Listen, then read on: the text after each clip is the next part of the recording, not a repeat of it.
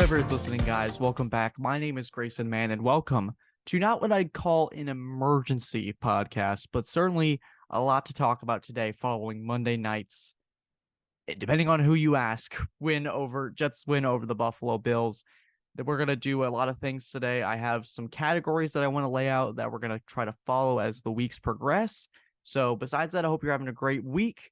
I hope you had a great first full football weekend, whether it was high school football, college football on Saturday, where there was a lot of good things that were happening. If I have time and you guys want it, I can try to do college football and the NFL, do like 2 episodes in the same week. It's going to get a little difficult, but we're going to try to do our best here. So this is going to be more NFL centric. And if you guys want more college football, we'll definitely shift to what you want for sure.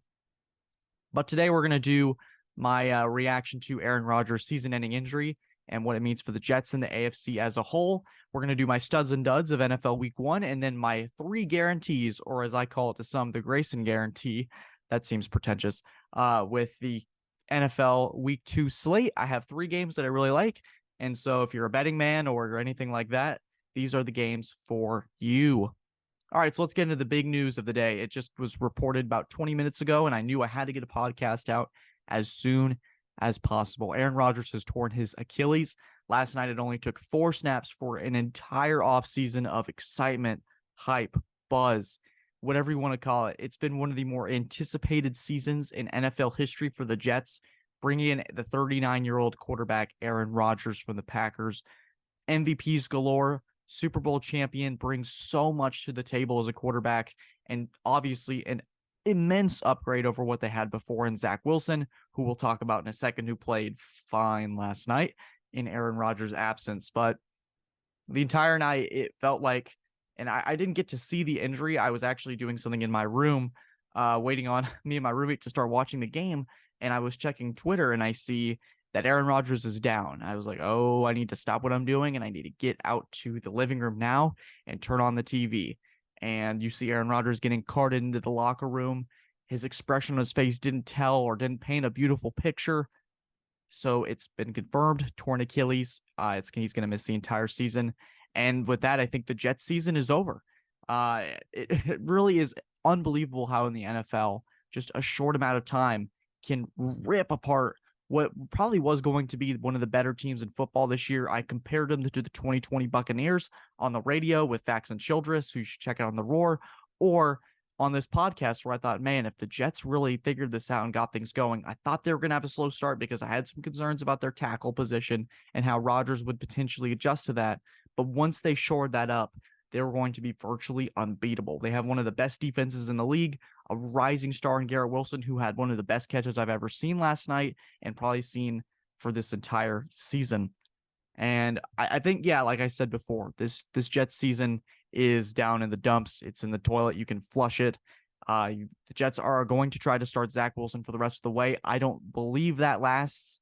What I saw on Monday night was more of the same from Zach Wilson. I saw a little bit of refined toolage with his mechanics, but at the same time, there was a throw over the middle to Matt Milano, I believe, where he's not in any really sort of duress or having somebody in his face. He just throws it right to the guy. It felt like the same stuff we had seen with him at the Jets, where you see all the athletic tools, you see big playmaking ability, but at the same time, you see poor decision-making that's plagued him for his entire Jets career. And is the big reason why they wanted to bring in Aaron Rodgers. They wanted to bring in a guy with more reassurance, more experience, and obviously someone with a higher caliber that could take what this Jets roster has and really turn it into something beautiful.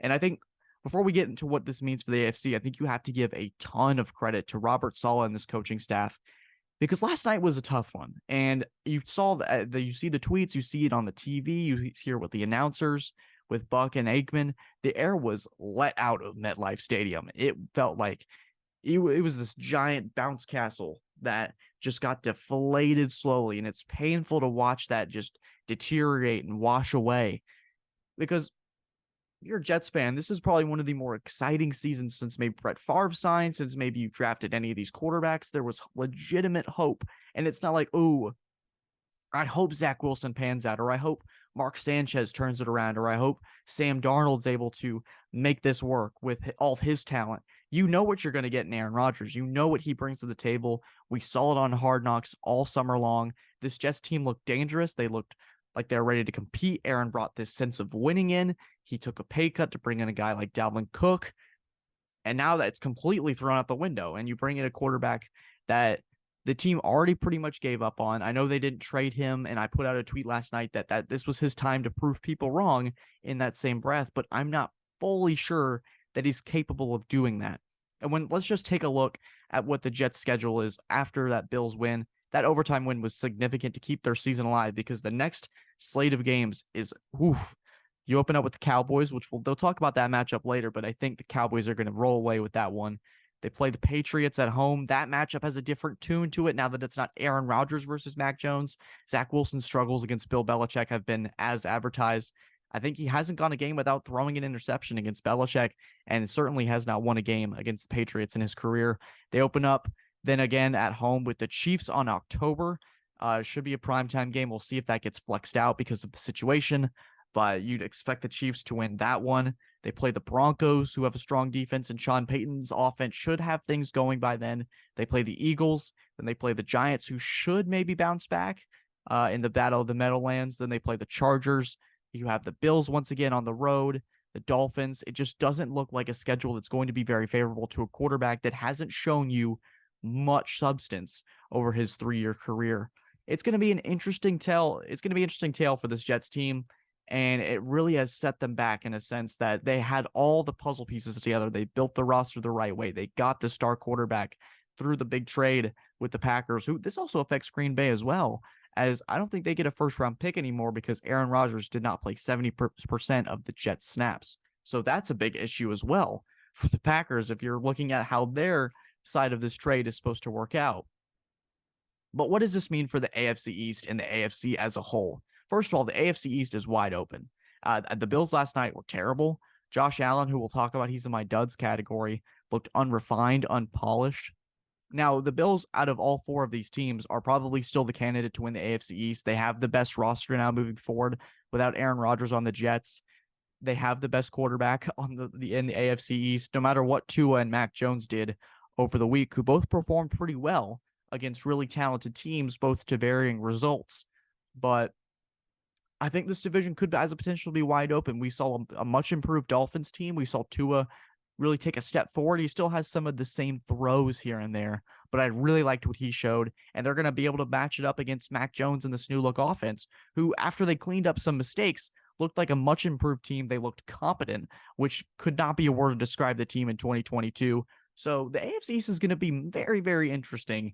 I'd still probably take Buffalo, but I think that New England and Miami's chances have certainly taken their stock has certainly risen in the last 24 hours than it did after Sunday, where you go, man, we lost that game. We still have to play Aaron Rodgers in 2 weeks, or man, we have to go against Tua in another week, who looked really refined. Tyreek Hill put up over 200 yards of offense. He's not on my studs category, but he's a stud pretty much every week. So we had to just kind of rotate him in and out. But as for Rodgers and the Jets, it's going to be a long hill. It's going to be a long climb, and it's time for Zach Wilson to probably fire some people up. Prove me wrong, Zach Wilson. I'd love to see it work out for the New York Jets and Zach Wilson. Okay, we're going to move on to our studs and duds category, where I'm going to give you 3 studs who I thought performed really well or have a great story in week 1, and then the duds, where I have 2 players and a team. I wonder if you can guess which one that is. So my first stud is Jordan Whitehead. And like I said before, we're going to start on a positive note because I know you Jets fans who listen to the show desperately need one. And I thought he was fantastic. First of all, he just got a $250,000 bonus for having 3 interceptions last night. Really kept the Jets in it. Like I said before, last night could have been a total disaster. It was an emotionally charged game once Aaron Rodgers went down. The Jets could have easily thrown in the towel and said, our season's over. Let's wrap this thing up, guys. But Jordan Whitehead really kept these guys in it, took advantage of some poor Josh Allen decisions, who we'll talk about in this next instance. But I thought he was really a key part of why the Jets won last night. Even when Zach Wilson turned over the ball, he was able to make some big plays. And I think at the end of the day, that's what the Jets are going to have to do moving forward to win football games. It's going to have to be like last year, only upticked a little bit more. Their defense is going to have to step up once again and be the thing that this complete organization relies on. It's going to look a lot like 2022, So it's a good start for Whitehead and company on that defense. One of my first studs of the night is Josh Allen.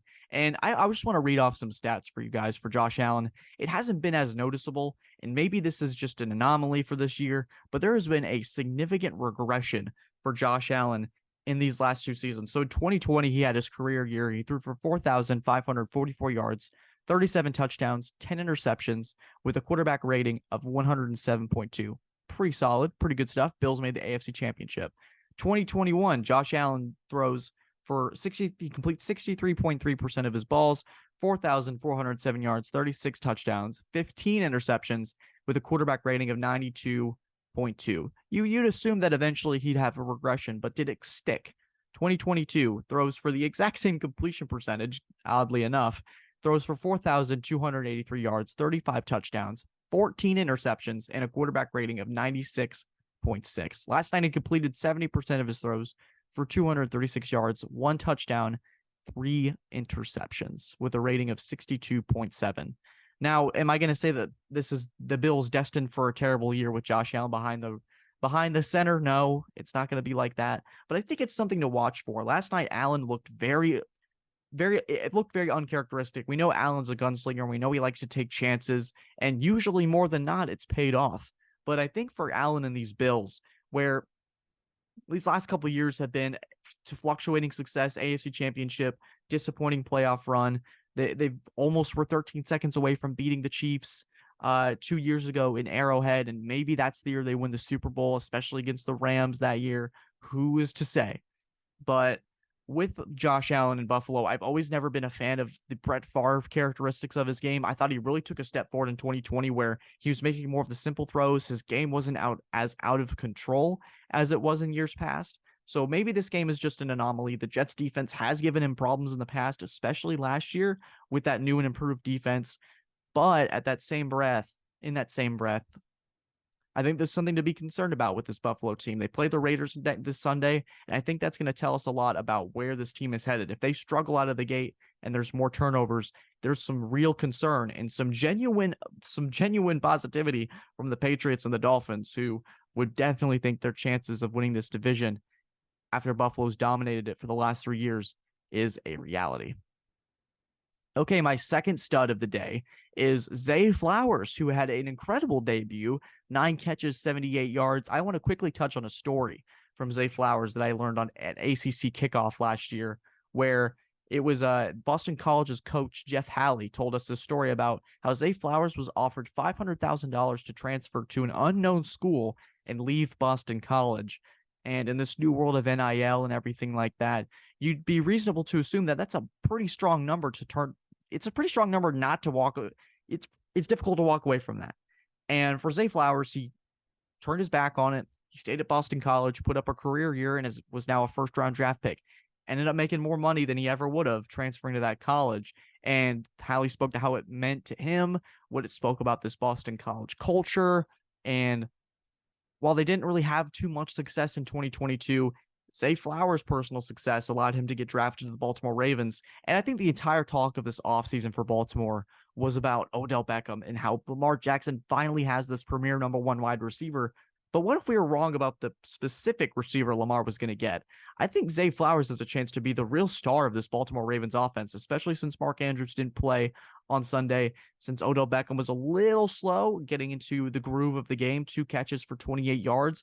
I think Zay Flowers is a real opportunity to be Lamar's go-to guy in 2023 as they tried to reclaim the AFC North crown. You saw what he was able to do. He's a very effective route runner, especially in between the hashes. They lined him up in the slot and like these bunch formations. It makes it really difficult for a weaker safety or a weaker corner or even a linebacker to keep up with the guy who's very low to the ground. He reminds me a lot of Julian Edelman in the Patriots, where there's such an intelligence to his game and there's such a refinement of this guy has been in the league for 6 months and he looks like a 10-year veteran in the way he gets yards after the catch. He fights for every yard, the way he runs his routes, the way he's able to really throw defenders off at the top of his route. It was really impressive to see. And I think that Lamar Jackson clearly trusts him, and he moved up the chains a lot on Sunday against the Texans.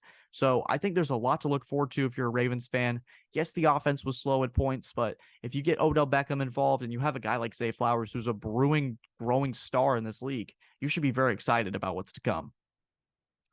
Okay, dud number 2, Ryan Tannehill. Ooh, this was bad to watch. And I watched this game a lot because one of my neighbors in our NFL Sunday tradition is a Saints fan. So congrats to you, Van, for that victory over the Titans 16-15. But man, the Saints got lucky because Ryan Tannehill, as I've said many, many times, the Titans have a great roster and an absolutely horrible quarterback in Ryan Tannehill. He threw for 3 picks and a rating of 28.8. That would, I think, there was a tweet that I saw that he would have had a better quarterback rating of 44.8 if he just took a QB, if he just nailed it every single time, which is horrible. And there was a lot of throws that Ryan Tannehill missed that were wide open, a lot of great designs from the Titans offense. And obviously you bring in DeAndre Hopkins, there's a big expectation that this offense can take that next step. And he just didn't bring it to the table. Nick Folk had a career day kicking for 5 field goals, but at the end of the day, the Titans were not be able to get in the end zone. They weren't able to put things together against the Saints team that struggled on offense with Derek Carr at the center of it all. So I'm really worried about this Titans team. I think the Jaguars are more than clear the AFC South favorites, and they're going to be well on their way if Ryan Tannehill continues to play like this. Okay, I'm going to actually do my final dud because I want to end this segment on a positive note. My final dud is the Giants. And man, I'm sorry to my friend Matt Clancy, who, if you're listening to this podcast, man, that's disappointing. The Giants had more time of possessions, but had more turnovers. The Giants had a very promising first drive that was immediately blocked and taken back for a touchdown. This game was 26-0 before the blink of an eye. Daniel Jones threw 2 interceptions and did not look like the same quarterback from 2022 that took care of the football and really made some smart decisions and made also some phenomenal plays with his legs as well. This was a team that started 5-1 last year, and I'm not sure they can do it again. Now, I was asked by a Cowboys fan over text on Monday night, I believe, about what happened with this Cowboys game. What was my take on it? And I pretty much said this felt like the Cowboys were sleepwalking almost, that the Giants really self-imploded and had too many self-inflicted wounds that this almost became an extension of a preseason game for the Cowboys. They had 265 total yards. Dak Prescott had 18 completed passes for 144 yards. It didn't feel like the Cowboys had to do much to grow in this 40-point lead. Now, is that saying more about how great they're going to be this year, or does this say something about the Giants that could potentially turn into a bad season? I'm worried about it. I know that the weather had played a factor, and at that point, when you're down 26-0 in the pouring rain, it becomes extremely difficult to mount a comeback. But man, it looked way too easy for the Cowboys without really breaking a sweat or having anything unique or complicated to their game plan. It felt like Dak Prescott was out there sleepwalking and just gaining reps and confidence for this Jets matchup next Sunday. Okay, my final stud and a guy that I've been rooting for on this podcast for a while is Baker Mayfield. He completed over 60% of his throws, had 173 yards and 2 touchdowns in a nice 20-17 victory over the Minnesota Vikings, a team that I think a lot of people picked to regress, but probably not in week 1 against the Buccaneers, who are a top pick to potentially be drafting Caleb Williams in the spring. And so for Baker Mayfield, I think last year, and I've said it on the radio before, he made the most of his opportunity with Sean McVay last year in the LA Rams, where he really gave teams an extra bit of film to say, hey, I can be one of the 32 starters in this league. And I think yesterday he proved it. He wasn't phenomenal by any means. He wasn't blowing anybody away, but he took care of the football and he got his playmakers in the right spot. There was a great touchdown to the Nebraska rookie. I can't remember the exact name, but it was on a 3rd and goal. He slid to the right in the pocket, made a little sidearm throw that we're used to seeing with Baker Mayfield. He's got incredible arm talent. We just aren't really able to see it in certain points because sometimes we've seen some terrible decision-making by Baker Mayfield, but also we've seen some of the great stuff, the moxie, the swagger, the confidence that defines who he is. A lot of people compared him to Johnny Manziel outside the draft, which was really unfair. But you've seen how Mayfield's battled resiliency in his NFL career. I really am hoping that this Tampa Bay run really pans out and maybe Tampa sees him as a potential franchise quarterback. It was a great start for him on Sunday as they went 1-0 to start the year. Okay, we're going to move to my 3 games. I'm going to quickly give my reasons why I'm very confident. If you're picking some games this weekend, these are the 3 that you should pick. My number one game is the Colts over the Texans. I thought Anthony Richardson's debut was better than expected, and it looks like he's going to play on Sunday against the Texans. Rookie on rookie, CJ Stroud, I think, while he played probably a stronger defense than the Ravens, showed a lot of the mistakes that I think were very present in the preseason, holding onto the football way too long, rolling out in the pocket and taking unnecessary sacks. This Colts defense has some real talent up front, especially with DeForest Buckner leading the charge. I could see another scenario where the Colts just have to take care of the football and let Anthony Richardson do his thing, and I could see the Colts getting their first win while the Texans fall to 0-2. My next one is the Eagles over the Minnesota Vikings in week 2, our first Amazon Prime football game is what I meant. Jalen Hurts and the Eagles picked up a 25-20 win over the Patriots, and the Vikings looked lost against the Buccaneers. Many people who thought, as I alluded to earlier, are going to be picking for Caleb Williams or Drake May very soon. And we all know Kirk Cousins passed in prime time, and this game last year didn't end so well for the Minnesota Vikings. I think that the Eagles are going to how they bounce back offensively. They struggled against the Patriots pass rush and some of Belichick's weird schemes. There was a lot of weird formations and weird things they do with their secondary that probably threw Jalen Hurts off. It's his first time seeing Belichick. I think that the Eagles are going to be fine and probably once again in the race for the NFC. Give me the Eagles over the Vikings 24-14. All right, we have our final score of the Cowboys and the Jets, and man, I am not excited about this. And if you're a Jets fan, you probably should not be either. This is a game where the Cowboys probably are going to be pretty significant favorites now with the Aaron Rodgers injury. I really want to see how this Jets team responds. Sure, they had a great victory on Monday night, but how do they respond emotionally over the week now that they know that their quarterback is out? You can tune a lot of that out in game, especially on the field and plays. You're not worried about your Achilles. You're worried about if you can get that block or you can get that catch, get that route run, make that second protection, make that extra read. I want to see how this Jets team goes into Dallas against a really strong Cowboys team that spanked the Giants 40-0 last week. I think Dak Prescott and the Cowboys do more of the same. They really capitalize in all three phases of the football. I could see this being a little bit closer because of the Jets defense, but I do think Zach Wilson makes a mistake or two that makes the difference. And I'm going to take the Cowboys 24-10. All right, guys, thank you as always for tuning into the Man with the Plan podcast. This was episode 142. I'm planning on having this out Tuesday afternoon. So if you're listening to this, it's probably going to be about 3-4 o'clock when this drops. I'm really excited about what this NFL season entails. Guys, thanks for listening as always. Who are your studs and duds? Who do you have as guarantees? And how do you view the Jets following Aaron Rodgers' injury? Guys, thank you as always for listening and tuning in. It's going to be an exciting NFL season. Thank you guys so much for listening. Take care and have a great day.